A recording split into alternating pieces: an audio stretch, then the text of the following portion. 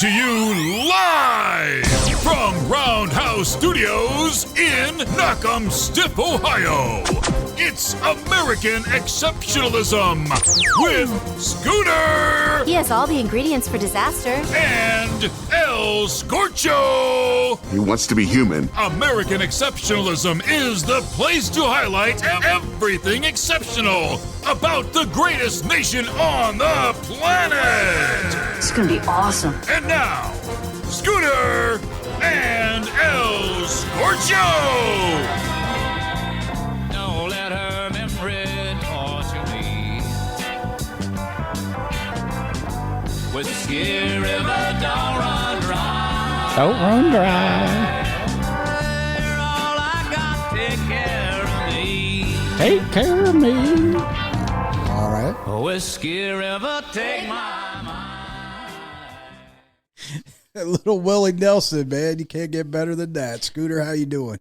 I'm doing good.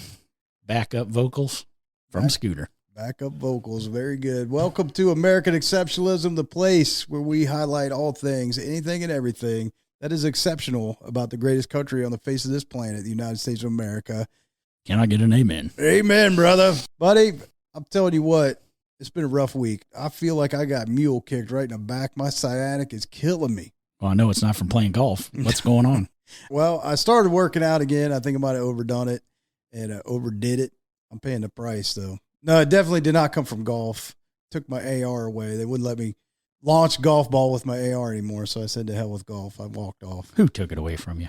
What was that The guy? Biden police? Yeah, the Biden police, whatever. Are they now into golf? Are they setting the rules for golf? I guess, man. They want their hands in everything. They do.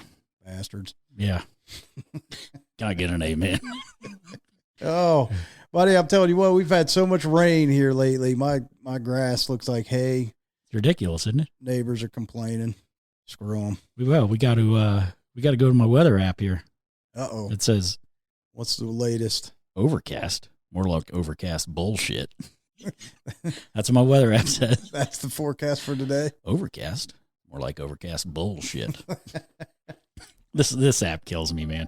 Oh, If nothing else, it takes a simple weather report and turns it into a comedy show. there you go. This is the key to life, man. If you can't laugh, I mean, that's the goal of the show, right? The Jim Valvano approach. Talk about America. Talk about the people, places, and events. Make you think, make you laugh, and make you cry. If we can do that in 30 minutes, mission accomplished, right? Drop the mic. Drop the mic. Speaking of American Exceptionalism, Scooter, what do we got on tap for today? All right, so we've got our man, the myth, the legend. Guy goes by the name Double D. Double D. Those who know him sometimes can't even remember his name, but they know he's Double D. You got to like a good double set of double Ds. Yeah. America is, again, the land of opportunity in your working career, and hopefully you can provide the opportunity to have a comfortable retirement. So Double D is a retiree. Been Very retired nice. for 2008, I believe. So he's had some experience at retirement. Yeah, and he retired from John Deere, one of the great American iconic brands. As you look at everything across this country, going back all the way to the founding fathers, and if you look at one of the brands that helped America get where it is today, I guarantee you John Deere would be on the top of that list.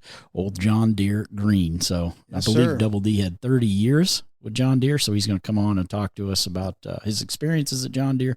He's got some good laughs for everybody, and also, he's just a great dude and true American. Spent some time in the farming community. He continues to farm in retirement, so he's going to talk about the importance of farmers and give some farmers a shout out there.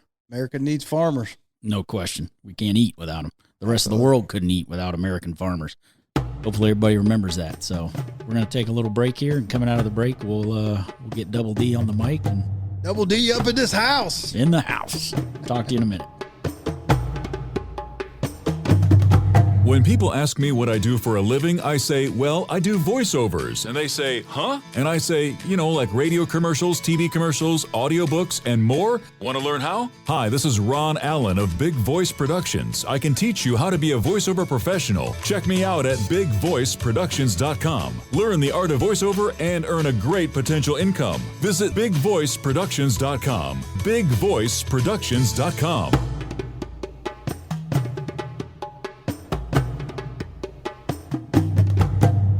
All right, welcome back to the show. Today we've got Double D with us. the man, the myth, the legend.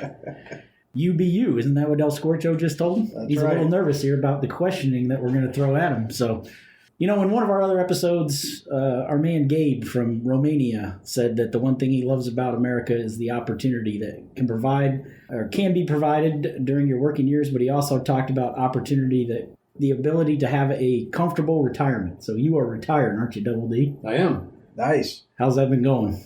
Well, it's I got to do things to keep busy, but I'm retired. What do you do to stay busy? I deliver a few parts for an organization here. There you go. The organization. Yeah, well, not really an organization, but I don't want to just give them too much credit over the radio. Yeah. But you're not delivering stuff in a red Cadillac, are you? No, I am not. So organization doesn't mean. Yeah, let's just say it's a little pickup with a hat on. Oh, okay. All right, that organization. That'll work. It's been busy, hasn't it? You were telling me? It has been busy. I was kind of surprised that just around the community here, how many small 2, 3, and 4 car shops they are that we're constantly taking parts to. Yeah. I mean, brakes and mufflers and oil changes and you name it. They're fixing cars and trucks around here like crazy. Do you think that's more to the part that speaks to the people are hanging on to what they got, right? The economy is the way it is, and we got to make do with what we got. Yeah, I think that's part of it. I also think that they don't want to pay $135 an hour at the car dealership. Yeah. They aren't paying that much here. I don't know what it is. I haven't asked anybody the rates, but plus it's local. You can get it in and out in a couple days. They aren't scheduling you out 3-4 weeks. And if you got a problem, you can take it back and they'll fix it. Yeah. It seems like it's $200 to change a light bulb in your headlights now. It's ridiculous. So if you can do it yourself, by all means. I mean, you got to pull off the whole fender to change a light bulb anymore. Yeah, it's crazy. Just an oil change is, $65 or $70 at a dealership, and you can get it done for far less than that at one of these shops. Yeah. It's crazy.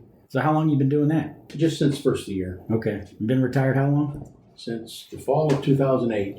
Fall of 2008. So retirement's comfortable? Yeah, it's okay. All right. Well, another thing where Double D retired from, the agricultural world. And that's another thing that makes America wonderful. The farming community out there, America couldn't survive. Well, for that fact, the rest of the world couldn't survive because how much of the rest of the world do we feed? Breadbasket of the world, right? That's what they call it. It's amazing how much grain and beef, poultry, pork is shipped across the country right out of the United States. And people don't realize how much it is. The international trade is amazing. Without that, it would make a big hit on the country. Now, I know back in the 80s, the government was paying farmers not to farm. Is that still a practice that's in play? Or There's a program that was called Payment in Kind, the PIC program. There is still somewhat of a program that way, but that's when there was a whole lot of extra grain. And now they need the grain, and so that program, although it may be used in some instances because of ground and change and ownership changes, it's not used near as much as it was. Okay. I mean, do you think that's a result, like you said, just surplus?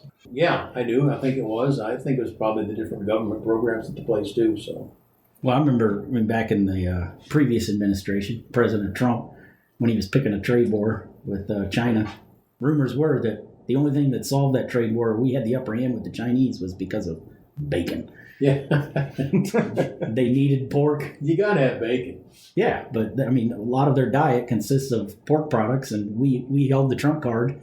Little play on words Literally there. yeah. Yeah. Literally and figuratively. As my 12-year-old says, you either like bacon or you're wrong. You're right. But no, I kind of find that comical that that's what ended up being the upper hand that President Trump held over the Chinese was bacon. Well, obviously Donald liked his bacon. Yeah. So what did you do in your previous career? Where did you retire from? Well, I started with John Deere in 1979 Okay. at the Waterloo Tractor Factory, Waterloo, Iowa. Had several different jobs there, but as the economy turned in the early 80s, things really, really slowed down. But at that time, John Deere was like a car manufacturer. They just kept building tractors. And about 1983, they had like 7,000 tractors sitting outside the building at Waterloo. Well, they decided that that wasn't probably the best avenue to take, and so they drastically reduced production. In a building where we were building over 200 tractors a day, we were building then the next week 15 tractors a day. So that kind of played out through the mid-'80s. 1987, they said, "Hey, how would you like to move to Columbus, Ohio?" I said, "Sure." They said, "Because if you don't, we don't have a job for you here." So I could have stayed in Iowa and pumped gas for $4 an hour and moved to Columbus. So I did that.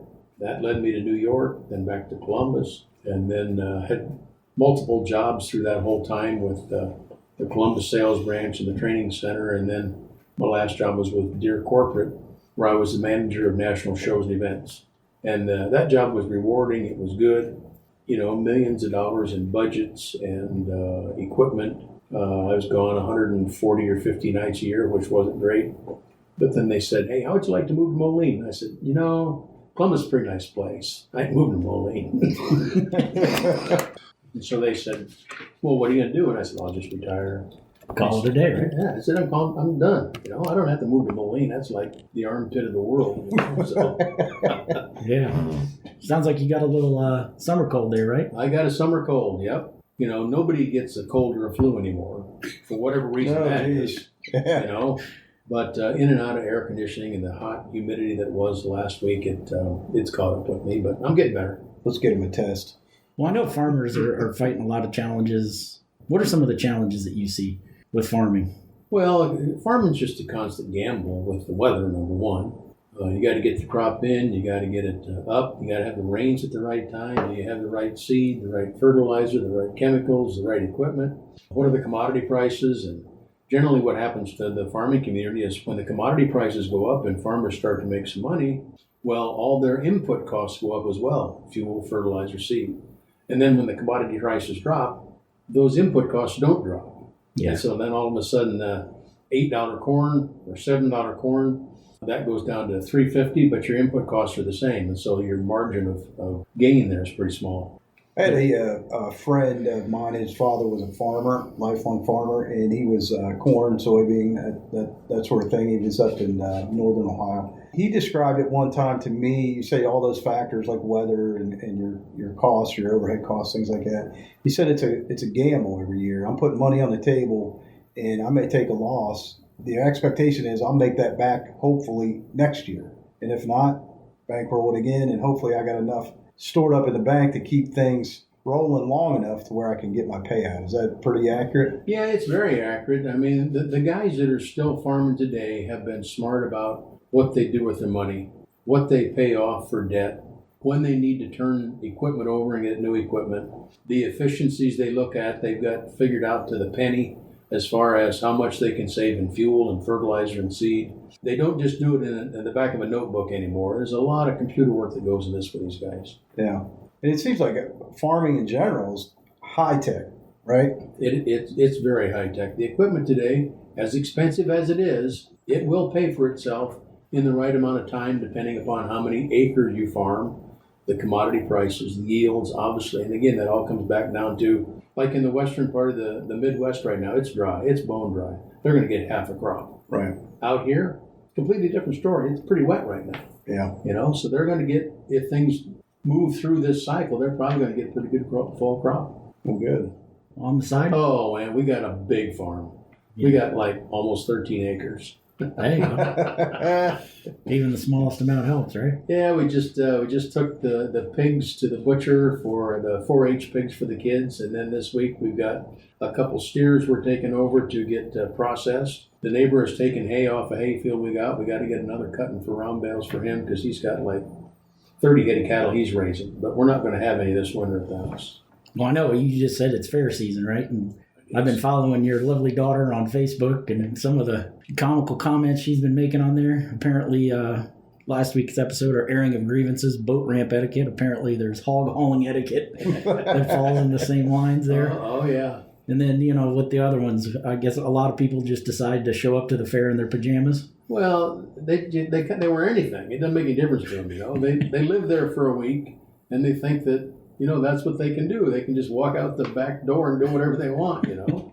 And I don't know that any fair is any different. But you when you're over at the Hartford Fair that we were last week, anywhere you walk, it's just like a Victoria's Secret runway, you know. Uh-oh. You never know quite what you're going to see, you know.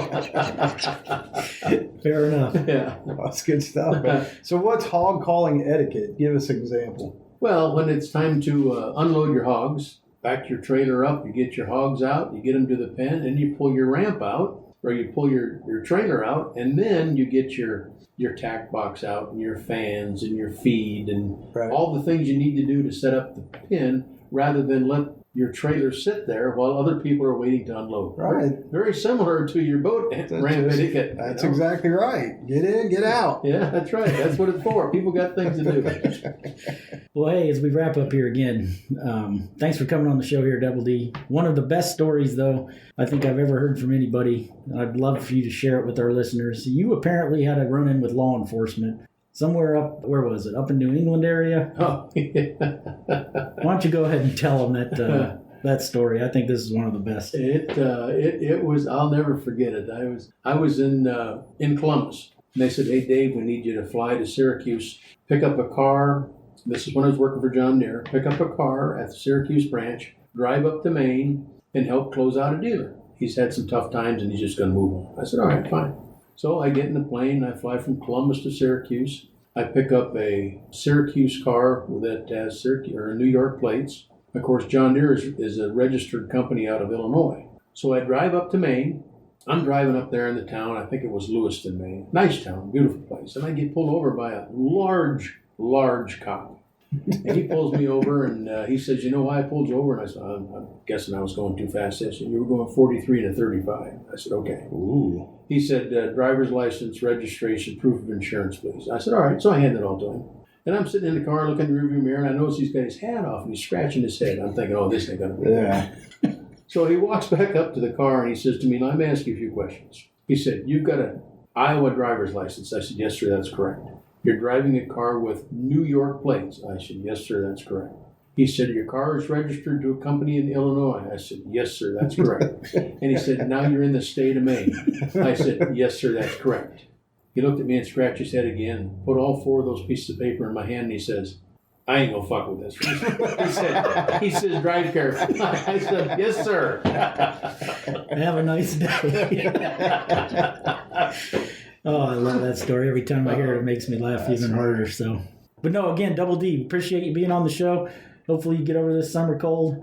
Sounds like it's negative for COVID, so that's good. Yeah, and we keep rolling. We keep rolling. That's all we can do. So we'll catch you on the flip side. Double D, good to meet you. Good to meet you, sir. And let's keep that boat ramp etiquette and hog unloading etiquette at its top peak. That's right. Or just common sense. That's it. Common sense solve 80% of your problems right there. Yeah.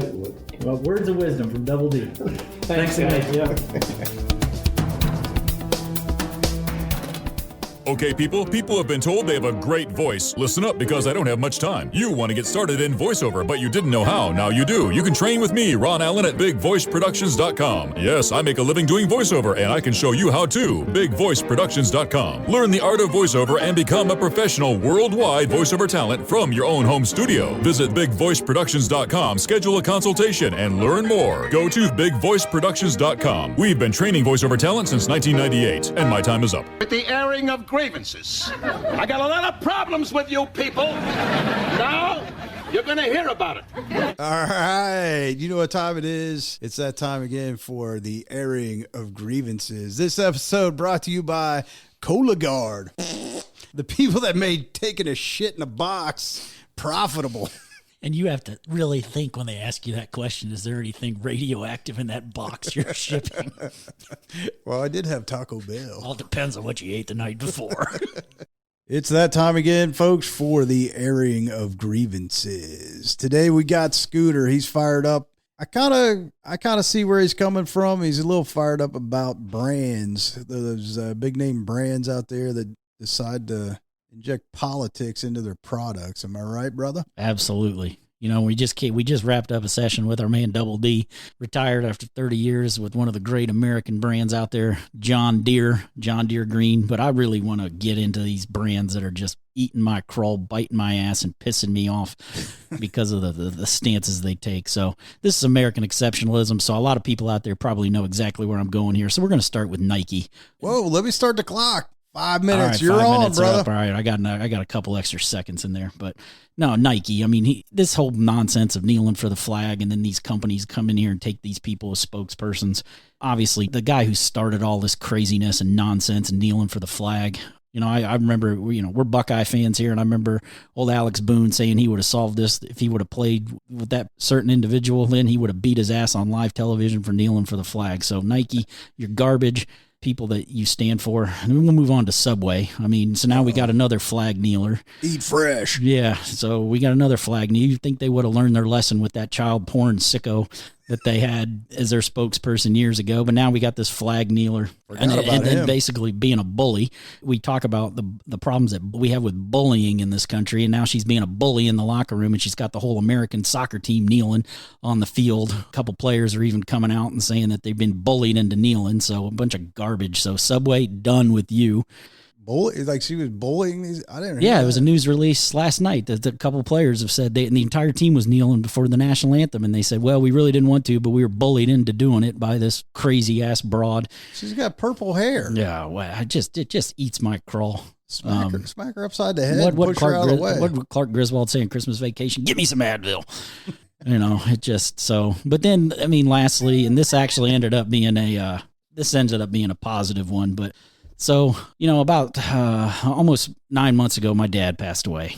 They gave him 3 to 6 months to live. He ended up putting up a fight for about 18 months, and he was pretty adamant in his final wishes, and it's comical. I won't share with what he had, in his own handwriting that he wrote to me, but, he didn't want anything. He didn't want a funeral.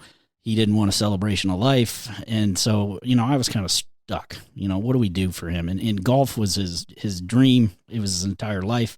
So we decided we were going to buy golf bags for the middle school golf team that our daughters play on. So, it's a fall sport. So, August is when the season was going to kick off. And so we thought we'd order these golf bags back in March and, plenty of time. And then we already started getting 8 to 10 weeks, COVID and supply chain and all that technical jargon that they, excuses that they give for not being able to put product out there. So we were like, okay, so, it's getting down into the middle of July, and we're like going, all right, where are these golf bags at? We're going to have a season coming up here. Need to get going. Yeah, we need to get going. Exactly. So 3 weeks ago, we get word from Ping Golf Company out there, make a great golf bag, great American company. But we get word that the bags are in production. So, all right, in production. That's good news. Yeah. So exactly right on time. We're going to come down to the wire, but whatever. And then last week, so 2 weeks later, we get another contact from Ping that says they're not even going to have the golf bags until the end of October, mid-October at best. So wait a minute. What? How does in production mean that you don't even have the golf bags and they're coming in by the end of October? I mean, I was angrier than a dog crapping tax. Wow. Last week. I was livid. You can ask my family. It just made me sick to my stomach, and not sick to my stomach so much because we're doing this in honor of my father. Yeah. And to play this garbage, and I was mad, and I just kept thinking he'd be even madder than I was. So, but again, I said it, a couple minutes ago, this ended up being on a positive note, so going back another generation to my grandfather, he always said the squeaky wheel gets the oil. Well, there's some truth to that. So I started raising hell, and boy, did I raise hell. And then lo and behold, all of a sudden, they've got 11 golf bags that they can put into production, and they're shipping this week. So the golf team's only going to play a couple matches without these golf bags, but it's a miracle. Yeah, but it's a Christmas miracle. Christmas in August. So Ping, you made my list of came through biting my ass, but you came through. I'm sure we had to true jump through American the hoops, style. right? So how do you put a bag in production and not have the bag? That doesn't make sense. That's like getting a car reserved with I don't know. It just doesn't make any sense. And I mean, you show up on the day and they don't have the car. It goes back to your segment last week. I mean, common sense. It looks like we're getting the final countdown. 3, 2, 1. Time is up. The time is up on the cheap kitchen timer that we're deploying here at American Exceptionalism. So that's my airing of grievances for today. We'll catch you next time. We're out.